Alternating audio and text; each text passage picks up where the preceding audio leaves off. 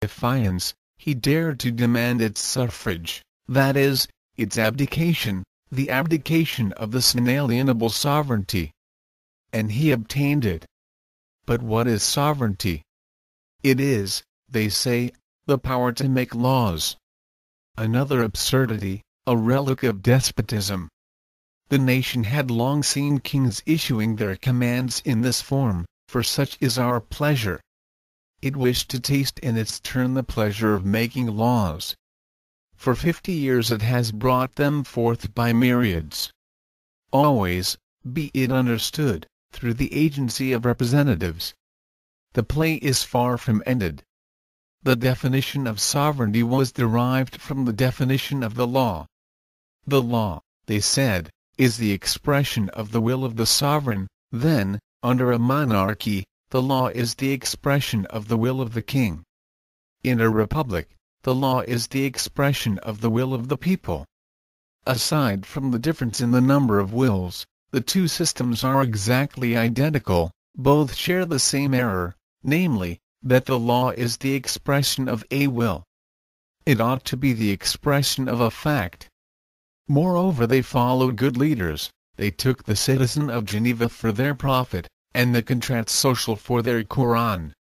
Bias and prejudice are apparent in all the phrases of the new legislators. The nation had suffered from a multitude of exclusions and privileges. Its representatives issued the following declaration: all men are equal by nature and before the law. An ambiguous and redundant declaration. Men are equal by nature. Does that mean that they are equal in size, beauty, talents, and virtue? No. They meant, then, political and civil equality. Then it would have been sufficient to have said, all men are equal before the law. Sovereignty, according to Tullier, is human omnipotence. A materialistic definition: if sovereignty is anything, it is a right, not a force or a faculty. And what is human omnipotence? But what is equality before the law? Neither the Constitution of 1790, nor that of 1993, nor the granted charter, nor the accepted charter, have defined it accurately. All imply an inequality in fortune and station incompatible with even a shadow of equality in rights. In this respect it may be said that all our constitutions have been faithful expressions of the popular will. I am going to prove it. Formerly the people were excluded from civil and military offices. It was considered a wonder when the following high-sounding article was inserted in the Declaration of Rights: all citizens are equally eligible to office. Free nations know no qualifications in their choice of officer save virtues and talents. They certainly ought to have admired so beautiful an idea. They admired a piece of nonsense. Why? The sovereign people, legislators, and reformers, see in public offices, to speak plainly, only opportunities for pecuniary advancement. And, because it regards them as a source of profit, it decrees the eligibility of citizens. For of what use would this precaution be, if there were nothing to gain by it? No one would think of ordaining that none but astronomers and geographers should be pilots, nor of prohibiting stutterers from acting at the theatre and the opera. The nation was still aping the kings. Like them it wished to award the lucrative positions to its friends and flatterers. Unfortunately, and this last feature completes the resemblance, the nation did not control the list of livings. That was in the hands of its agents and representatives. They, on the other hand, took care not to thwart the will of their gracious sovereign. This edifying article of the Declaration of Rights, retained in the charters of 1814 and 1830, implies several kinds of civil inequality. That is, of inequality before the law, inequality of station, since the public functions are sought only for the consideration and emoluments which they bring. Inequality of wealth, since, if it had been desired to equalize fortunes, public service would have been regarded as a duty, not as a reward. Inequality of privilege, the law not stating what it means by talents and virtues. Under the empire, virtue and talent consisted simply in military bravery and devotion to the emperor. That was shown when Napoleon created his nobility, and attempted to connect it with the ancients. Today, the man who pays taxes to the amount of 200 francs is virtuous. The talented man is the honest pickpocket. Such truths as these are accounted trivial. The people finally legalized property.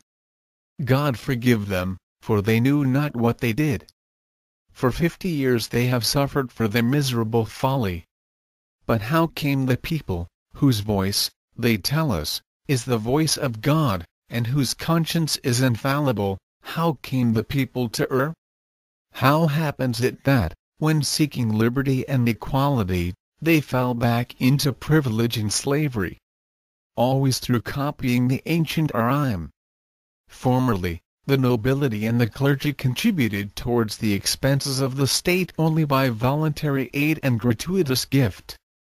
Their property could not be seized even for debt, while the plebeian, overwhelmed by taxes and statute labor, was continually tormented, now by the king's tax-gatherers, now by those of the nobles and clergy. He whose possessions were subject to mortmain could neither bequeath nor inherit property.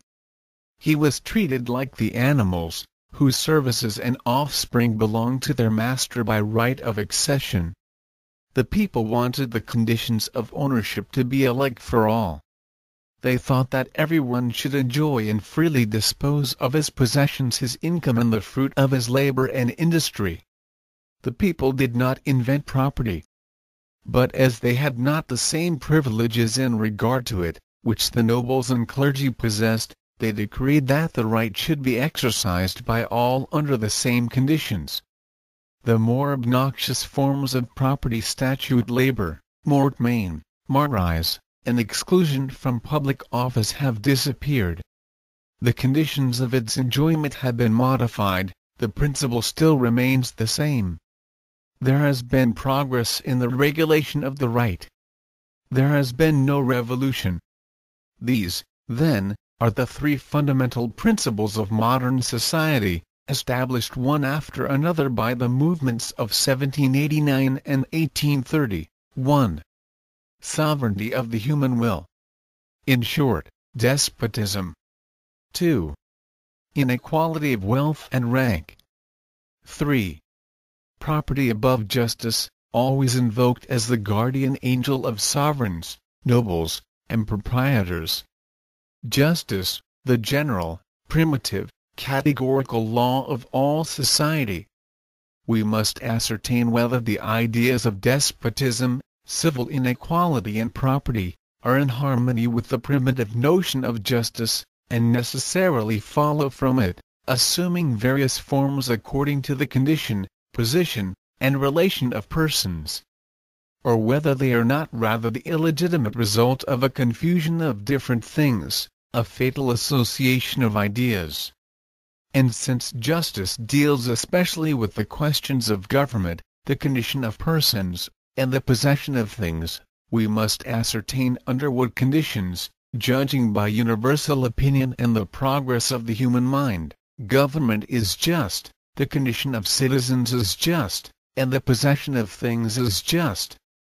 Then, striking out everything which fails to meet these conditions, the result will at once tell us what legitimate government is, what the legitimate condition of citizens is, and what the legitimate possession of things is. And finally, as the last result of the analysis, what justice is. Is the authority of man over man just? Everybody answers, no. The authority of man is only the authority of the law, which ought to be justice and truth. The private will counts for nothing in government, which consists, first, in discovering truth and justice in order to make the law, and, second, in superintending the execution of this law. I do not now inquire whether our constitutional form of government satisfies these conditions. Whether,